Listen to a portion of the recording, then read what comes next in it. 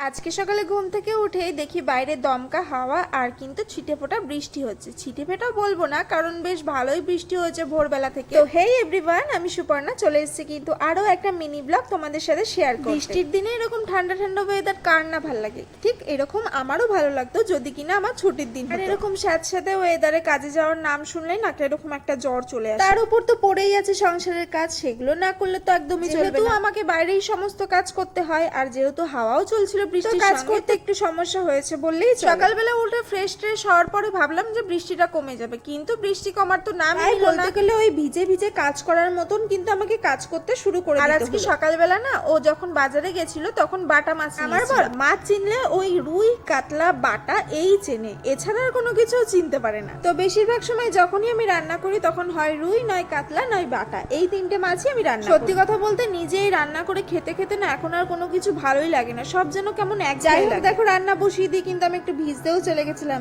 বৃষ্টিতে ভিজতে কার না ভালো লাগে, সেটা কিছুক্ষণ সময়ের জন্য, বেশিক্ষণ ভিজতে কিন্তু আর একদমই ভালো লাগে না। অনেকক্ষণ ওয়েটও করে নিয়েছিলাম যে বাইরে কিছু বাসন রয়েছে সেগুলো মাজার জন্য, কিন্তু কি বলবো বৃষ্টি আর যেন কমতে নামই নিচ্ছিল না। সেজন্য নাজেহাল হয়ে আমি কিন্তু টাওয়াল মাথায় দিয়ে এবার কিন্তু বাসন মাজতে চলে গেছি। এটাই প্রার্থনা করছিলাম যেন বৃষ্টিটা আমার যাওয়ার টাইমে অন্তত কমে যায়। এরকম বৃষ্টির দিনে খিচুড়ি হলে কেমন হয় বলো তো? আমার তো পুরো জমে ক্ষীর, যেহেতু আমি খিচুড়িটা খেতে একটু বেশিই ভালোবাসি। কিন্তু এত খিচুড়ির নেশা আমাদের কারোরই ছিল না, কিন্তু এখানে আসার পর না আমাদের দুজনেরই খিচুড়ির নেশা খুব হয়েছে। এখন আমি ভয়েস ওভার দিতে বসেছি, আর এখনই না আমাদের পাশে একটা বাড়িতে না বিয়ে, তো সেই জন্য ওখানে একটু মাইক টাইক বাজছে, একটু বাজনা বাজছে, একটু ম্যানেজ করে নিও প্লিজ। এই বিয়ে বাড়িতে কিন্তু আমাদেরও নিমন্ত্রণ আছে।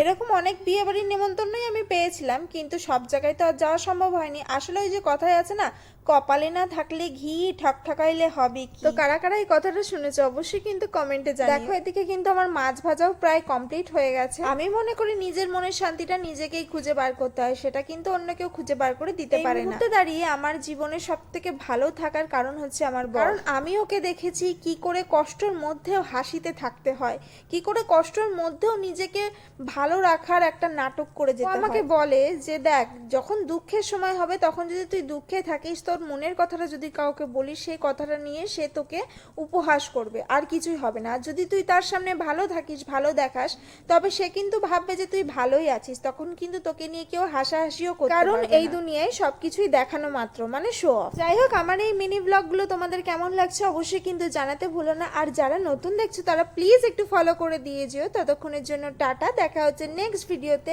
বাই, সকলে খুব ভালো থেকো।